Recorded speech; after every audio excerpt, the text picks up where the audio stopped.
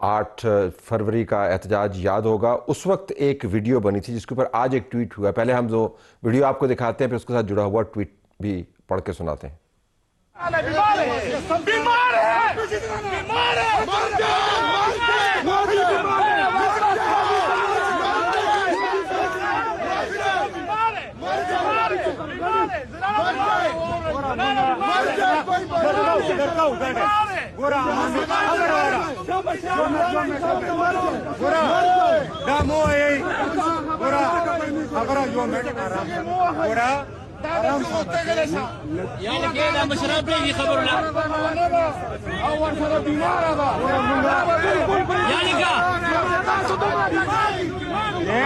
इस वीडियो के ऊपर डॉक्टर हफीज़ औरकज़ई ने आज एक ट्वीट किया है। गाड़ी में बीमार खातून है जिसको घर वाले अस्पताल ले जा रहे हैं। गाड़ी वालों ने इन आगे लफ्ज़ को कहा कि हमारे पास बीमार है।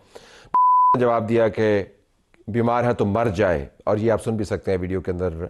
बेशर्मी की भी एक हद होती है। पुलिस से दरख्वास्त की जाती है कि इन लोगों का सॉफ्टवेयर अपडेट किया जाए। हम दरख्वास्त वाला पर नहीं जाते हैं, लेकिन वीडियो जो है उससे आपको पता चलेगा कि जब रस्ते आप बंद करते हैं तो होता क्या है। अभी भी रस्ते बंद किए हुए हैं। ऐसे न जाने कितने वाक़यात हुए होंगे जो फिल्म बंद नहीं हो पाए होंगे। लेकिन एक चीज़ आज डॉक्यूमेंट हुई है। मरीम नवाज़ ने तफसील के साथ एक तकरीब से ख़िताब करते हुए बताया कि जब वो उनके वालिद उनकी वालदा बीमार थीं या जेल में थे तो उनके साथ क्या हो रहा है। उस स्पीच का आपको हम एक टुकड़ा दिखाते हैं। झलक से आपको पता चलेगा कि मरीम नवाज़ अपने पर गुजरने वाली वो कहानी जो अमूमन वो सुनाती नहीं है तफसील के साथ सुना रही हैं, तो वो कहानी थी क्या। मेरे वालिद जब जेल में थे उनको मल्टीपल हार्ट अटैक्स हुए, उनके प्लेटलेट्स ड्रॉप कर गए, उनको दिल की तकलीफ हो गई। मेरे वालिद जेल में थे, मैं जेल में थी, तो मेरी वालदा को कैंसर हो गया और मेरी वालदा की बीमारी का इतना मजाक बनाया गया और ये कहा गया कि वो तो बीमार ही नहीं है, ये सब ड्रामा है।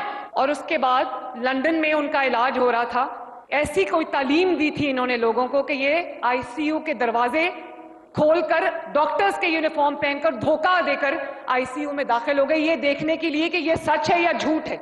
और मेरी वालदा की जब वफात हो गई तो मेरे वालिद ने कहा कि यहाँ पर इंसान को अपनी सच्चाई साबित करने के लिए मरना पड़ता है।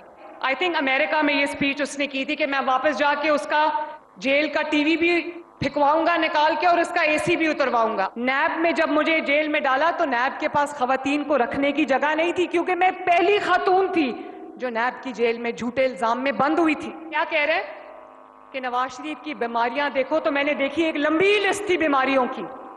मुझे बताओ किसी की बीमारी का ऐसा कभी मजाक उड़ाना चाहिए? सियासी इख्तलाफ को आप जाती दुश्मनियों में नहीं बदल सकते। ये जो चेहरा मेरे वालिद का दिखा रहे, ये जानते हो कब का है? जिस दिन मेरी माँ की वफात हुई थी उस दिन का चेहरा है उनका, और ये वो दिखा रहा है स्क्रीन पे। मैं सिर्फ एक बात आपसे कहना चाहती हूँ, जो ये कर रहा है, जो इसकी जमात कर रही है, वो आप सब ने नहीं करना। अब बुनियादी बात ये है कि जो होता रहा है वो उससे कहीं ज़्यादा था जो आजकल करने की कोशिश की जा रही है। लोग उनके वालिदैन अल्लाह को प्यारे हो रहे थे, हॉस्पिटल्स में थे, आप हॉस्पिटल्स इन्वेड कर रहे थे, घरों के ऊपर हमले कर रहे थे, उनकी बीमारियों का तमस्खुर उड़ा रहे थे। और सिर्फ ख़ुद नहीं कर रहे थे, तमाम निज़ाम इसके ऊपर मामूर था। अभी मामला ज़ाहिर इमरान खान के चाहने वालों के लिए बड़ा इशू है, लेकिन ये भी जहन में रखें कि इस दुनिया में, इस नगरी में और लोग भी बसते हैं, उनके साथ क्या होता रहा वो भी तफसील जहन में रखिएगा। अब it's hard to come down from that position, नहीं तलत साहब? मेरे ख्याल से जब ये अनसर्टेनिटी तब तक प्रिवेल करेगी जब तक इनकी फैमिली को या जो उनके ज़ाती मौलजीन हैं उनको एक्सेस नहीं होगी, तब तक अनसर्टेनिटी तो रहेगी। हुकूमत लाख जो भी दावा करती रहे, लेकिन एक गैर यकीनी की सूरत हाल। लास्ट वीक चीफ जस्टिस साहब के कहने पर सलमान सफदर साहब जाते हैं, वो जो रिपोर्ट बना के पेश करते हैं, उसके बाद जो आज पिम्स की रिपोर्ट सामने आती है, सो ये इससे एक तजब्जुब का शिकार वो नज़र आएगी एक सिचुएशन, और गैर यकीनी रहेगी। लेकिन हैविंग सेड दैट कि डॉक्टर उज़मा वो मेंशन कर रही थी अलीमा खान साहब अपनी ट्वीट में कि डॉक्टर उज़मा को जाने की इजाज़त हो या डॉक्टर आसिफ यूसुफ का जिस तरह से बप्पी साहब भी इस वक्त कह रहे हैं, तब तक वो इसकी ये बगैर यकीनी बरकरार रहनी है।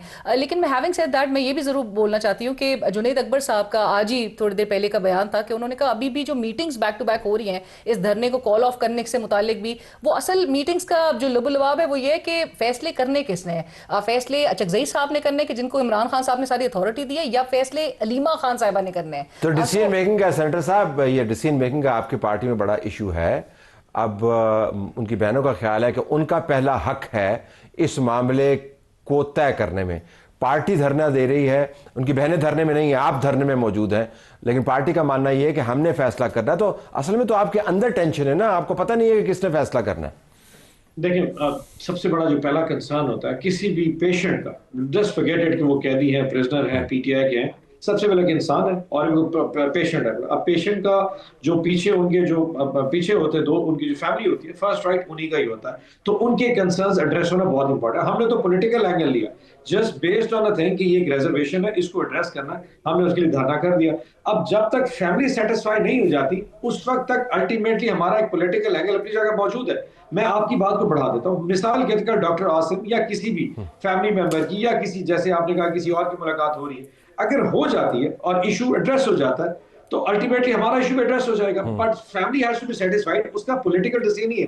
अब अगर इमरान खान साहब की आंख का प्रॉब्लम है तो सबसे पहले अलीमा खान साहब ने इशू जाके रेज किया था सुप्रीम कोर्ट में, तो शी हैज टू बी, मतलब उनको कहीं ना कहीं इसको सेटल करना पड़ेगा। And once it get settle, उसके बाद हमारा डिसीजन है कि जी हमने आगे फिर रिहाई के हवाले से या खान साहब की केसेस के हवाले से। लेकिन वैसे धरना बनता है, सच्ची बात है, हम समझते हैं आप धरने में आप धरना लेकिन सच्ची बात बताएं, धरना बनता है इस बात के ऊपर कि नहीं बनता? वैसे बनता है, यकीन करें, इसलिए नहीं बनता, इसलिए अल्टीमेटली हम करें क्या? वैसे आपके ख्याल में मैं इमरान खान की पार्टी का एक सेनेटर हूं, नहीं, आपको ब्रेक थ्रू मिल गया ना, आपको ब्रेक थ्रू मिल गया, उसके अंदर फाइन ट्यूनिंग है, तो डॉक्टर साहब आप जाके बना लें, खाना ही पहुंचवा देंगे वहां पे। तो आप तो बड़े फराख दिल और मेहमान नवाज के साथ हैं। अभी कैंटीन, मैं अभी पार्लियामेंट हाउस से आ रहा हूँ, कैंटीन्स खुली हुई हैं, वहाँ पे कॉफी शॉप बेहतरीन खुली हुई है, तो कोई ऐसी बंदिश नहीं है वहाँ पे खाने की।